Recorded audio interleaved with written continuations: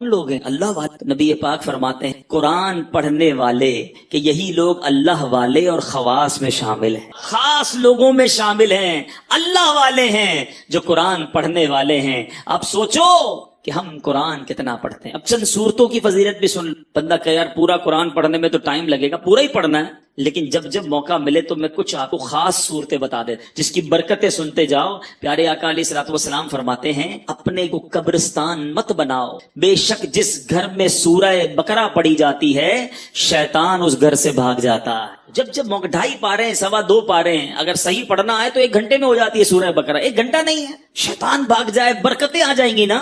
جس گھر میں شیطان ہوگا کدھر سے برکتیں آنی ہے؟ تو سورہ بقرہ اپنے گھر میں پڑھیں. جب مہینے میں 1 بار پڑھ لیں، روز کا آدھا پارہ پڑھیں تو 4 دن میں 5 دن میں سورہ بقرہ ختم ہو جائے گی. پڑھنے والے تو بنے نا. سنیے سورہ کہف کی کیا فضیلت ہے. پیارے آقا علیہ الصلوۃ والسلام فرماتے ہیں جو سورہ کہف کی پہلی 10 آیتیں یاد کر لے دجال سے محفوظ رہے گا. صرف 10 آیتیں. ایک اور جگہ نبی پاک نے فرمایا جو سورہ کہف کی آخری 10 آیتیں یاد کر لے دجال سے محفوظ رہے گا. اور سبحان اللہ اب جمعے کے دن سورہ کہف پڑھیں، اس کی الگ فضیلت ہے. سورہ یاسین کثرت سے پڑھا کریں. پیارے آقا فرماتے ہیں بے شک ہر چیز کا دل ہے اور قرآن کا دل سورہ یاسین ہے. جو 1 مرتبہ سورہ یاسین پڑھے گا اس کے لیے 10 مرتبہ قرآن پڑھنے کا ثواب لکھا ہے. اللہ کی رحمت تو دیکھو، سورہ یاسین 10 منٹ میں پوری ہو جاتی ہے. 10 قرآن کا ثواب. ہم سے گھنٹوں ٹی وی دکھوا لو، ہم سے گھنٹوں فون پہ بات کروا لو، 10 منٹ سورہ یاسین کے لیے ٹائم نہیں نکلتا. کتنی دوری ہے قرآن سے. سوچئے سورہ دخان یہ بھی تقریباً 3 صفوں کی صورت ہے، بہت جلدی پوری ہو جاتی ہے. فضیلت سنو. پیارے آقا علیہ الصلوۃ والسلام نے فرمایا ترمذی کی حدیث جو کسی رات میں سورہ دخان پڑھے گا تو صبح ہونے تک 70,000 فرشتے اس کے لیے دعائیں مغفرت کرتے رہے. ہم ایک امام صاحب سے دعا کرا کے بڑے خوش ہوتے ہیں، یار فلاں مولانا صاحب آئے تھے میں نے ان سے دعا کرائی. بڑی اچھی بات ہے، بزرگوں سے کرانی چاہیے. مگر اس بندے کی خوش قسمتی کے کیا کہنے کہ 70,000 فرشتے ساری رات اس کے لیے دعا کر رہے ہیں. پڑھ لیجئے سورہ دخان. کتنی دیر لگتی ہے سورہ دخان پڑھنے میں؟ سبحان اللہ. سورہ ملک یہ مدنی انعام بھی ہے. روزانہ رات کو جو سورہ ملک پڑھتے ہیں انہیں مبارک ہو. دعوت اسلامی کے مدرسۃ المدینہ بالغان میں بھی پڑھ کر سنائی جاتی ہے. نبی پاک علیہ الصلوۃ والسلام نے فرمایا بے شک قرآن میں 30 آیتوں پر مشتمل ایک سورت ہے جو اپنے قاری کے لیے شفاعت کرتی رہے گی یہاں تک کہ اس کی مغفرت کر دی جائے گی. یہ تبارک الذی بیدہ الملک ہے. 30 آیتوں والی سورت ہے. چند منٹ لگتے ہیں. اے میرے میٹھے اسلامی بھائیوں، میں نے مختصر وقت میں آپ کو کچھ قرآن پاک کے فضائل بیان کیے ہیں، کچھ اہمیت اجاگر کرنے کی کوشش کی ہے. سورہ اخلاص کتنی مختصر سورت ہے. اللہ کی رحمت دیکھو ہم پر کتنا برسنا چاہتی ہے. پیارے آقا علیہ الصلوۃ والسلام نے فرمایا، مسلم شریف کی حدیث ہے، آقا فرماتے تم میں سے کوئی شخص رات میں 1/3 قرآن کیوں نہیں پڑھتا، 1/3 قرآن کیوں نہیں پڑھتا؟ صحابہ کرام نے عرض کیا حضور کوئی شخص 1/3 قرآن، 1/3 قرآن رات میں کیسے پڑھ سکتا ہے؟ نبی پاک علیہ الصلوۃ والسلام نے فرمایا قل هو اللہ احد 1/3 قرآن کے برابر ہے. گویا کوئی 3 بار سورہ اخلاص پڑھ لے پورے قرآن کا ثواب عطا. اور کمال کا وظیفہ ہے. مگر ہم غلطی یہ کرتے ہیں، ہم اتنے مبارک وظیفے کو کثرت سے نہیں. آج بہت خوبصورت ایک روایت سنانے جا رہا ہوں.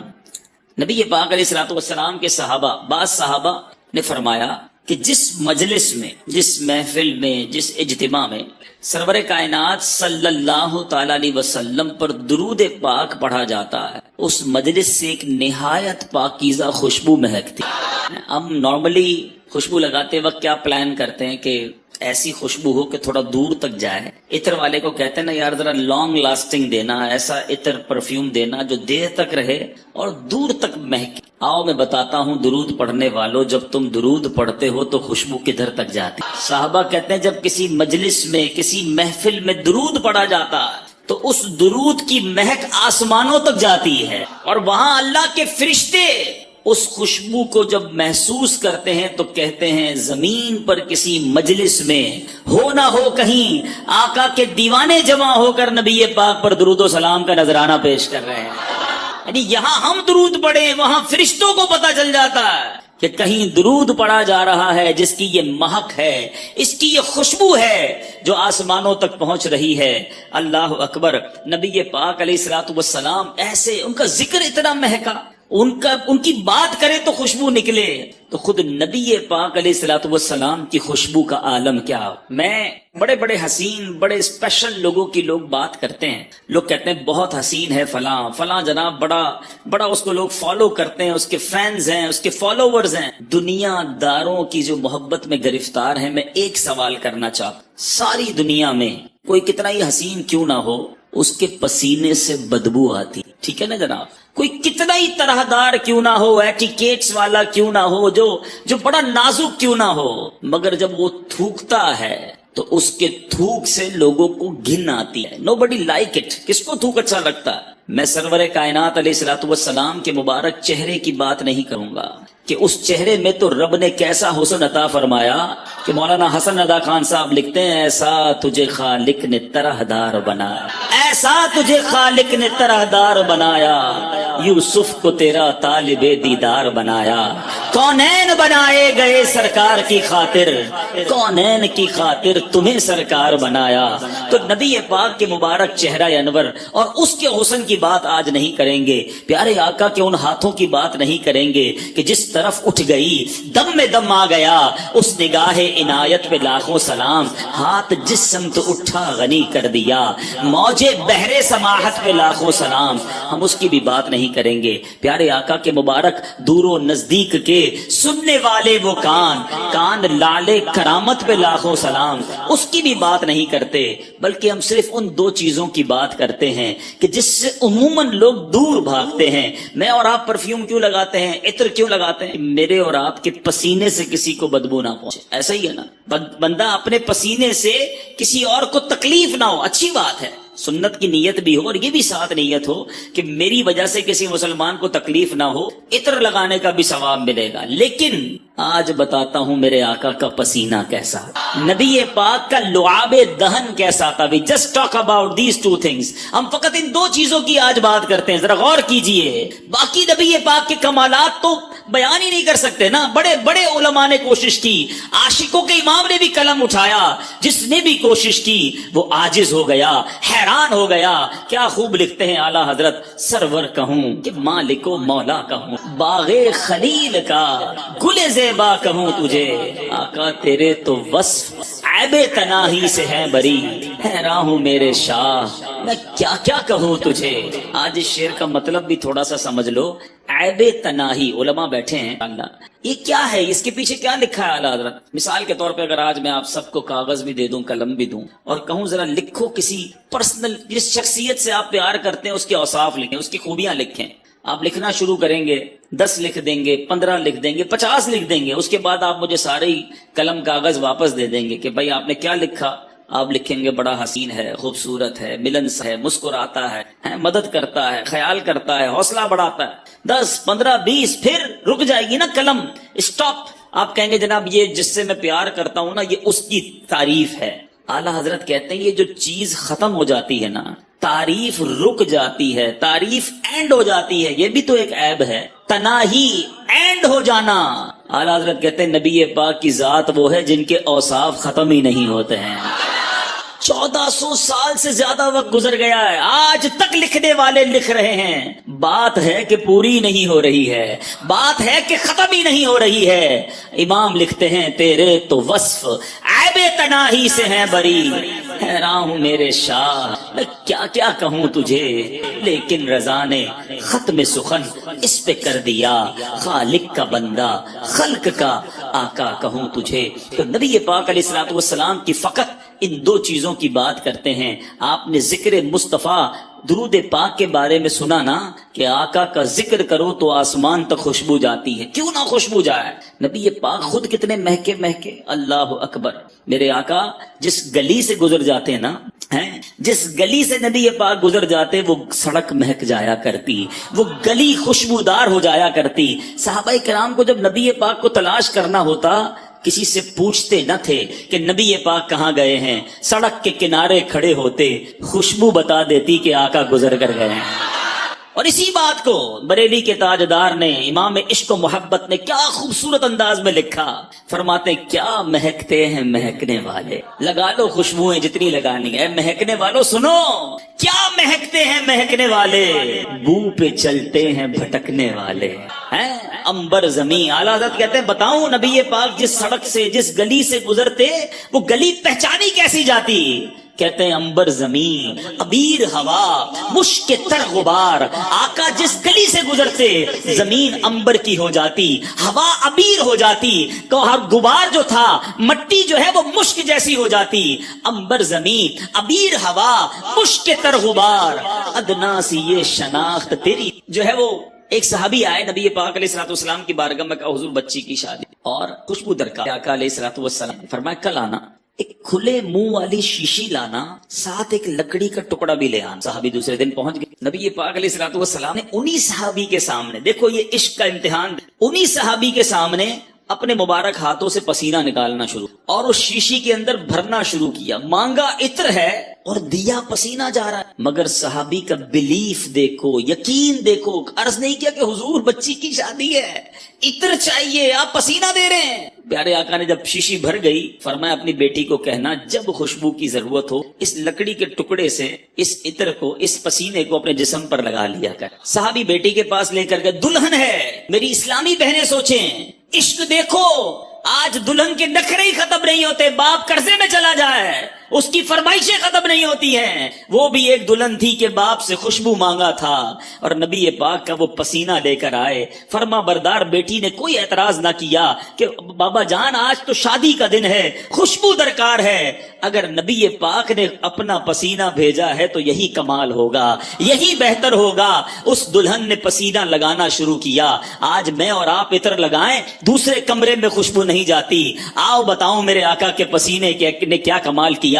علماء موجود ہیں, حدیث کی کتابوں میں یہ الفاظ ہیں کہ جیسے ہی اس دلہن نے پسینہ ملا پورے مدینے میں اس کی خوشبو پھیلنا شروع ہو گئی.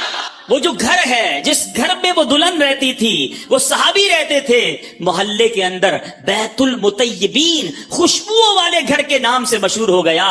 اللہ اکبر. میرے آقا کا ایسا معجزہ ہو, اعلیٰ حضرت کا قلم کیسے خاموش رہ سکتا ہے. عاشقوں کے امام لکھتے ہیں واللہ جو مل جائے میرے گل کا پسینہ, واللہ جو مل جائے میرے گل کا پسینہ, مانگے نہ کبھی عطر نہ پھر چاہے دلہن پھول. ارے آقا کا پسینہ مل جائے تو نہ دلہن کو پھول چاہیے نہ دلہن کو جناب عطر چاہیے. اب یہ تمام باتیں سنتے ہیں نا تو ایمان تازہ ہو جاتا ہے. کیا منظر ہوتا ہوگا. آقا جس گلی سے گزرتے ہوں گے صحابہ ہاتھ باندھے باندھے پیچھے چلتے ہوں گے, خوشبوئیں بھی سونگتے ہوں گے. 1400 سال پرانی بات ہے, مگر سچی بات بتاؤں, ہاں جو مدینے شریف گئے ہیں نا وہ میری بات مانیں گے. آج بھی اگر کوئی عاشق رسول مدینے چلا جائے, نبی پاک کے مبارک تھوک مبارک کی بات کریں, اللہ اکبر. پیارے آقا کی بارگاہ میں اہل مدینہ آتے, دور دور سے لوگ آتے, کہتے حضور ہمارے کنویں کا پانی ہے. آپ کے یہاں بھی کبھی بورنگ میں کھارا پانی نکل آئے, اب تو آرو پلانٹ وغیرہ سنائے لگتے ہیں لیکن پھر بھی ویسا میٹھا نہیں ہوتا. سنو صحابہ کے پاس کون سا پلانٹ تھا. کھارا کنواں میٹھا کرنا ہوتا تو کہاں جاتے تھے, نبی پاک کے در پر آتے تھے. انہیں پتا تھا جو مانگو آقا عطا فرماتے ہیں. واہ کیا جود و کرم ہے شہ بطحا تیرا, نہیں سنتا ہی نہیں مانگنے والا تیرا. تو آقا علیہ الصلوۃ والسلام کی بارگاہ میں آئے, آ کر عرض کرتے حضور پانی کھارا ہے, ہمارے کنویں کا پانی کھارا ہے. نبی پاک کلی فرما کر, کبھی کلی فرما کر پانی دے دیتے, کبھی خود تشریف لے جا کر کنویں پر کلی فرماتے. آقا کا کلی کیا ہوا پانی, کیونکہ اس میں لعاب مصطفیٰ صلی اللہ تعالی علیہ وسلم مل جاتا تھا, جب وہ کنویں میں ڈالا جاتا کھاری کنواں میٹھا ہو جایا کرتا. اعلیٰ حضرت لکھتے ہیں جس سے خاری کنویں شیرائے جاں بنے, جس سے خاری کنویں شیرائے جاں بنے, اس زلال حلاوت پہ لاکھوں سلام. آقا کی زبان سے جو چیز ٹچ ہو جاتی, جو لعاب لگ جاتا. ایک صحابی, ان کا نام ہے حضرت عتبہ بن فرقد رضی اللہ. آپ کی 4 بیویاں تھی, 4 ازواج. آپ کی ازواج سوچتی حضرت عتبہ خوشبو کون سی لگاتے ہیں, وہ بڑی مہنگی مہنگی خوشبو لگاتی, مگر حضرت عتبہ کی خوشبو سے آگے نہ بڑھ پاتی. دیکھ، اور گھر میں بیوی زوجہ تو دیکھ لیتی ہے نا کہ عطر کون سا لگایا جا رہا ہے، کبھی عطر لگاتے بھی نہیں دیکھا. ایک بار ایک زوجہ نے آپ سے عرض کی، حضور یہ بتائیں آپ خوشبو کون سی لگاتے ہیں؟ ہم ساری مل کر کوشش کرتی ہیں کہ آپ کی خوشبو کے برابر آ جائیں، مگر آپ کی خوشبو بڑی عرفہ و اعلیٰ ہے، آپ بتائیں تو صحیح کون سی خوشبو یوز کرتے ہیں؟ آپ نے فرمایا میں کوئی خوشبو نہیں لگاتا. میرا واقعہ بڑا عجیب ہے. فرماتے ہیں کہ ایک بار میرے جسم پر آبلے پڑ گئے، اسکن ڈیزیز ہو گئی نا، جسم پر جلد کی بیماری ہو جاتی، آبلے پڑ گئے. صحابہ کا کمال یہ، جتنی سیرت پڑھے نا آپ، صحابہ کرام کو جو پرابلم ہوتی تھی ڈاکٹر نہیں نظر آتا تھا، کسی جگہ ایمرجنسی وارڈ میں نہیں جاتے تھے، بلکہ حضرت قتادہ کی آنکھ نکل جاتی، وہ بھی نبی پاک کے پاس ہی آتے. حضرت عتبہ بن فرقد کہتے ہیں میں پیارے آقا کے پاس چلا گیا کہ حضور جسم پر آبلے پڑ گئے. نبی پاک نے فرمایا کرتا ہو. میں نے کرتا اتارا. آج اسکن پر، جلد پر کوئی بیماری لگے تو کریم لگائی جاتی ہے، آئنٹمنٹ لگائے جاتے ہیں، بڑے بڑے ڈاکٹر فارمولے لگاتے ہیں. نبی پاک نے حضرت عتبہ کا کرتا اتارنے کے بعد اپنا لعاب دہن نکالا، حضرت عتبہ کے جسم پر ملنا شروع کر دیا. اپنی زوجہ سے فرماتے ہیں وہ دن ہے، آج کا دن ہے، آبلے تو ختم ہو گئے، ہمیشہ میرا جسم بہکتا ہی رہتا ہے. تو اب ذرا اور کیجئے، نبی پاک سے زیادہ اور کون ہے جس سے پیار کیا جائے؟ آؤ دنیا کے کسی حسین کو لے آؤ سامنے، دنیا کے کسی طرحدار کو لے آؤ، پسینے سے اس کے بو آنی ہے، تھوک اس کا گھن لاتا ہے. نبی پاک وہ ہیں جن کا پسینہ مشک سے زیادہ خوشبودار ہے. لعاب دہن جو ہے کسی کے جسم پر مل دو جسم خوشبودار ہو جاتا ہے. تو نبی پاک کو اللہ نے وہ باکمال، وہ حسین اور وہ دل ربا بنایا ہے. تو پھر کیوں نہ نبی پاک سے محبت کی جائے، ان پر اپنا سب کچھ فدا کیا جائے. ایک بات سمجھنی ہے، اب میں نے کہا نا کہ ایک چھوٹی سی بات میں نے کی ہے، پیارے آقا کے لعاب کی، نبی پاک کے پسینے کی. آپ پیارے آقا کی زندگی کی کسی بھی چیز کو اٹھا لیں، نبی پاک کے کسی عضو کی بات کریں، پیارے آقا کے کسی بھی پارٹ آف دا باڈی کی بات کریں، اس کے مقابلے میں باکمال اور دنیا میں کوئی چیز نہیں ملے گی. نبی پاک کی باتیں، پیارے آقا کی پرخیف گفتگو کی بات کریں، ایسا بولنے والا سارے جہان میں کوئی اور نہیں ملے گا. نبی پاک کی عادتوں کی بات کریں، ایسی عادتیں دنیا میں کہیں نہیں ملے گی. اور ایسے کیسے ملے گا جب نبی پاک کو رب نے حبیب بنایا، اپنا حبیب بنایا، تو پھر پیارے آقا جیسا پھر کسی کو نہ بنایا. اور یہ بات میں نہیں کہتا، ایک بار پیارے آقا علیہ الصلوۃ والسلام نے خود جبریل امین سے ارشاد آئی، حدیث کا مضمون ہے، جبریل یہ تو بتاؤ، تم نے سارے نبیوں کو دیکھا ہے، سارے جہان کو دیکھا، تم نے ہم جیسا، مجھ جیسا کسی اور کو پایا؟ جبریل امین کا جو جواب ہے نا، وہ میں اعلیٰ حضرت کے شعر کے ذریعے دینا چاہتا ہوں. اعلیٰ حضرت لکھتے ہیں، یہی بولے سدرا والے، سدرۃ المنتہا پہ رہتے ہیں نا جبریل امین، یہی بولے سدرا والے چمنے جہاں کے تھالے. آقا ہم نے ساری دنیا کو دیکھا، ساری دنیا کو چھان ڈالا، یہی بولے سدرا والے چمنے جہاں کے تھالے، سبھی میں نے چھان ڈالے، تیرے پائے کا نہ پایا، تجھے یک نے یک بنایا. آقا رب نے آپ جیسا کسی کو نہیں بنایا. اب آؤ بتاتا ہوں، جب جبریل امین نے نبی پاک جیسا کسی کو نہیں دیکھا نا، تو پھر نبی پاک سے اٹیچمنٹ کیسی ہو گئی، پیارے آقا سے محبت کیسی ہو گئی. سارے نبیوں کے پاس گئے ہیں، مگر تفاسیر کی کتابوں میں سبحان اللہ لکھا، حضرت آدم علیہ الصلوۃ والسلام کے پاس جبریل امین 12 مرتبہ، کتنی بار؟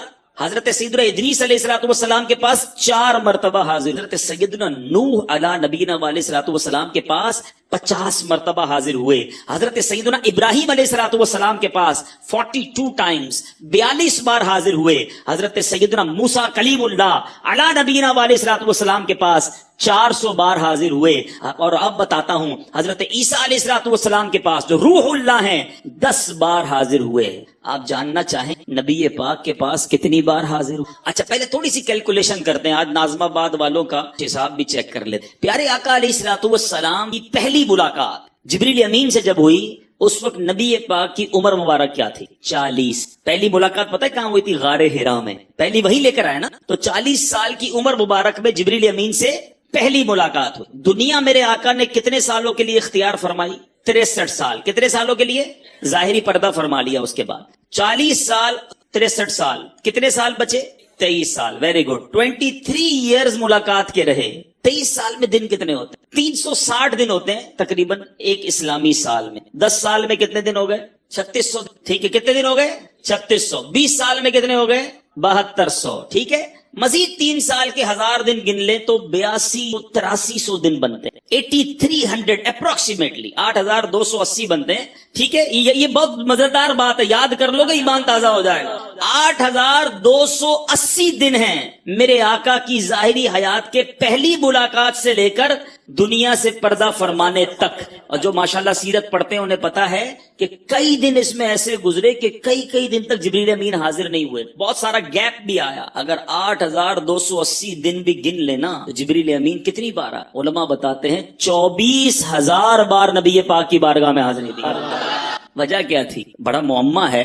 کسی کے پاس 42 بار, کسی کے پاس 100 بار, کسی کے پاس 12 بار, 24,000 بار. ایوریج تو نکالو. 8,000 دن میں 24,000 بار کا مطلب یہ بنتا ہے کہ روزانہ 3 بار. اور کدھر سے آتے تھے؟ برابر گلی سے نہیں, سدرۃ المنتہا. ڈسٹینس کتنا ہے سدرۃ المنتہا کا؟ یہ بھی حدیث بتاتی ہے. احادیث میں یہ مضمون موجود ہے کہ زمین سے پہلے آسمان کا فاصلہ 500 سال, پہلے آسمان سے دوسرے آسمان کا فاصلہ 500 سال. گنتے چلے جائیں 3,500 سال لگیں گے 7ویں آسمان تک پہنچنے کے لیے, اور اس کے بعد سدرۃ المنتہا اس کے اوپر ہے. اتنا دور سے روزانہ یعنی اپروکسیمیٹلی روزانہ اوسطاً 3 سے زیادہ بار نبی پاک کے پاس آنا. وجہ کیا ہے؟ اتنا سفر کیوں کیا؟ اور انبیاء کے پاس تو تھوڑی بار گئے. بات یہ ہے ہمارے پاس جواب اگر ہمیں ڈھونڈنا ہوتا ہے تو کبھی اعلیٰ حضرت کی بارگاہ میں حاضری دیتے ہیں. آؤ آج برادر اعلیٰ حضرت سے پوچھتے ہیں. شہنشاہ سخن لکھتے ہیں بے لکھائے چین آ جاتا اگر. کہتے ہیں بات یہ ہے نبی پاک کو پہلی بار دیکھا اس کے بعد چین ہی نہیں آتا, آقا سے ملے بغیر قرار ہی نہیں آتا تھا.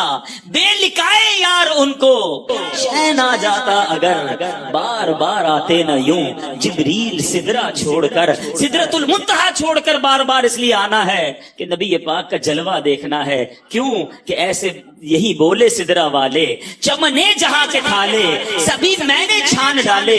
آقا تیرے پائے کا نہ پایا تجھے یک نے یک بنایا. نبی پاک کے دیدار کے بغیر انہیں چین ہی نہ آتا تھا. تو یہ مرتبہ ہے نبی پاک علیہ الصلوۃ والسلام کا, یہ مقام ہے سرور کائنات علیہ الصلوۃ والسلام کا. ایک چھوٹا سا اشارہ دے کر مزید آگے چلتا ہوں. جبریل امین 1500 سال کا ڈسٹینس روز 3 بار کر لیں, اسپیڈ کتنی ہو, رفتار کتنی تھی کہ پلک جھپکتے میں آتے پھر جاتے پھر آ جاتے. تو جب جبریل امین کی رفتار کا عالم یہ ہے تو جبریل کے آقا کی رفتار کا عالم کیا ہو. تو معراج کی شب اگر میرے آقا تھوڑی ہی دیر میں سارا سفر کر کے تشریف لے آئے تو کوئی تعجب کی بات نہیں ہے, بلکہ اس وقت تو کنڈی بھی ہلتی رہی, بستر بھی گرم تھا.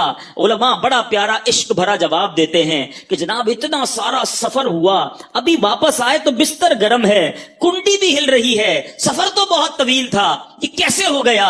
تو علماء عشق بھری زبان میں جواب دیتے ہیں کہ بات یہ ہے کہ آج دنیا میں بھی آپ کی میری گھڑی سے سیل نکال لیں تو گھڑی رک جائے گی نا, سیل ڈالیں تو پھر چلنا شروع ہو جائے گی. علماء کہتے ہیں آقا سارے جہان کی جان ہے, جب جان ہی چلی گئی تھی تو جہان رک گیا تھا. نبی پاک تشریف لائے, دنیا پھر چلنا شروع ہو گئی. وہ جو نہ تھے تو کچھ نہ تھا, وہ جو نہ ہو تو کچھ نہ ہو, جان ہے وہ جہان کی, جان ہے تو جہان ہے. تو اے میرے میٹھے اسلامی بھائیوں, سبحان اللہ, میرے آقا کی تعریف بیان ہو. مجھ سے پہلے ناتخواں تعریف کر رہے تھے, وہ نظم میں بیان کر رہے تھے, میں نثر میں بیان کر رہا ہوں. جتنا سنے ایمان تازہ ہوتا ہے. اللہ مجھے اور آپ کو ہمیشہ پیارے آقا کے گن گانے والا بنائے, نبی پاک کے چرچے بلند کرتے والا بنائے, اور یہ زندگانی اسی میں گزر جائے. دمے واپسی تک تیرے گیت گاؤں محمد ممجد پکارا کروں میں, میرا دین و ایمان فرشتے جو پوچھیں آقا تمہاری ہی جانب اشارہ کر. یعنی سارے معجزات کے علاوہ کچھ ایسے معجزات بھی دیے جو آپ سے پہلے کسی اور کو عطا نہ کیے. پیارے آقا نے چاند کے 2 ٹکڑے کیے, نبی پاک نے سورج کو واپس پلٹایا. ایسے ایسے معجزات ہیں کہ آج بھی سنے تو ایمان تازہ ہو جاتا ہے. مگر علماء بہت خوبصورت بات لکھتے ہیں, فرماتے ہیں جو نبی پاک کا مرتبہ ہے نا, اس مرتبے کے مطابق پیارے آقا علیہ الصلوۃ والسلام کے اسٹیٹس کے مطابق 2 ہی معجزات ہیں، باقی تو نارمل سی بات ہے۔ یہ چاند کے 2 ٹکڑے کرنا، سورج پلٹانا، یہ نبی پاک کا جو مرتبہ ہے نا رب کی بارگاہ میں، ان کے لیے نارمل ہے۔ 2 معجزات ایسے ہیں جو شان مصطفیٰ کو ظاہر کرتے ہیں۔ ایک معجزہ ہے معراج کی شب، نبی پاک جو رب کے دیدار کو تشریف لے گئے۔ ساری کائنات میں کسی نے رب کو نہیں دیکھا، یہ چھوٹی بات نہیں ہے، ذرا سمجھنے کی کوشش کریں۔ حضرت موسیٰ کلیم اللہ ہیں، اللہ سے کئی بار کلام کیا۔ ایک بار عرض کی مولا میں تجھے دیکھنا چاہتا ہوں، دیدار کرنا چاہتا ہوں۔ ارشاد ہوا لن ترانی، اے موسیٰ تم مجھے نہ دیکھ سکو گے۔ پھر عرض کی کوہ طور پر رب عز و جل نے اپنی تجلی کا نزول فرمایا، دیدار نہیں کروایا، تجلی کا نزول ہوا۔ اس تجلی، اس نور کی جو تجلی تھی، اس کی تاب نہ لا سکے، حضرت موسیٰ بے ہوش ہو گئے۔ یہاں التجا تھی یا اللہ دیکھنا ہے، وہاں سے منع ہوا لن ترانی۔ فرق دیکھیے گا، یہ کلیم اللہ ہیں۔ اب آؤ حبیب اللہ کی بات کرتے ہیں۔ 27ویں رجب ہے، آقا تم ام ہانی رضی اللہ تعالی عنہا کے گھر سو رہے تھے، آرام فرما رہے، جبریل امین آئے، قدموں کو بوسہ دے کر عرض کیا حضور رب بلا رہا۔ وہاں حضرت موسیٰ خود عرض کر رہے ہیں، یہاں بلایا جا رہا ہے۔ تبارک اللہ شان تیری، تجھی کو زیبا ہے بے نیازی، کہیں تو وہ جوش لن ترانی، کہیں تقاضے وصال کے تھے، یہاں بلایا جا رہا تھا۔ آپ ذرا غور کیجئے، کائنات میں اور کوئی نہیں جس نے اپنی آنکھوں سے رب کا دیدار کیا ہو، یہ فقط میرے آقا کی شان ہے۔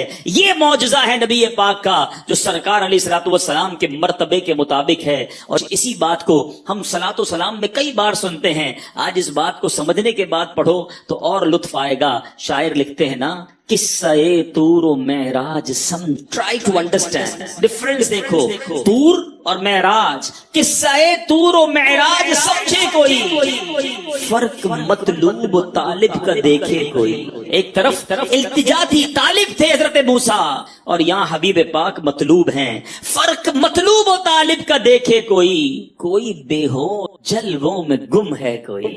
وہاں وہ بے ہوش ہو گئے اور آقا جلووں میں گم ہے، کوئی بے ہوش جلووں میں گم ہے کوئی، کس کو دیکھا یہ موسیٰ سے پوچھے، آنکھ والوں کی ہمت پہ لاپس۔ تو ایک معجزہ تو یہ، اب دوسرا معجزہ جو نبی پاک کی شان کے لائق، آپ کے مرتبے کے لائق، اتنا بڑا معجزہ کہ جس معجزے کو اعظم المعجزات کہا گیا، سب سے بڑا معجزہ اس کو کہا گیا، ٹھیک ہے، دا بگیسٹ میریکل، سب سے بڑا معجزہ، اور وہ معجزہ ہے قرآن مجید۔ اور کمال کی بات یہ ہے، اور معجزے جتنے ہوئے نا ہم سن ہی رہے ہیں، ایمان تازہ کر رہے ہیں۔ دیکھا نہیں، ہم میں سے کس نے دیکھا چاند کو 2 ٹکڑے ہوتے، کس نے دیکھا سورج کو واپس پلٹاتے ہوئے، ہم نے ابو جہل کی ہاتھوں میں کنکریوں کو کلمہ پڑھتے بھی نہیں دیکھا، ہم نے حدیبیہ کے مقام پر نبی پاک کی مبارک انگلیوں سے فوارے جاری ہوتے بھی نہیں دیکھے۔ یہ تو صحابہ تھے جو اپنی آنکھوں سے شب و روز معجزات دیکھتے، کبھی شجر سلام کرتے، کبھی حجر سلام کرتے، کبھی اونٹ آ کر سجدہ کرتا، نبی پاک سے جناب کبھی جانور کلام کرتے، صبح و شام صحابہ یہ معجزات دیکھتے۔ ہم فقط سن رہے ہیں، سننے میں اتنا لطف آتا ہے، دیکھنے کا عالم کیا ہو، ہر کوئی فدا ہے بن دیکھے، دیدار کا عالم کیا ہوگا۔ مگر اے عاشقان رسول، مدنی چینل کے ناظرین، سب سے بڑا جو معجزہ ہے وہ ہمارے درمیان ہے۔ جی ہاں، وہ تو ہم دیکھ سکتے ہیں نا، ہم اسے تو محسوس کر سکتے ہیں، اس کی برکتیں تو لوٹ سکتے ہیں۔ قرآن کا اعجاز دیکھو، آج بھی 1400 سال سے زیادہ عرصہ گزر گیا ہے، زبر زیر پیش کا فرق نہیں آ سکتا۔ رب نے اپنی کتاب کی حفاظت کا ذمہ خود لیا ہے۔ دنیا کی ایک کتاب آپ کو بڑی پسند ہو، بہت پڑھاکو آدمی کوئی ہو کہ مجھے کتاب بڑی پسند ہے، کتنی بار پڑھو گے؟ 2 بار، 4 بار، 5 بار، 6 بار، پھر آپ کہو گے یار بہت پڑھ لیا، بور ہو گیا، لائبریری میں رکھ دو۔ قرآن کا اعجاز یہ ہے، 1000 بار پڑھو، ہر بار نیا لطف دیتا۔ قرآن سے جی نہیں بھرتا، قرآن سے دل نہیں اکتاتا۔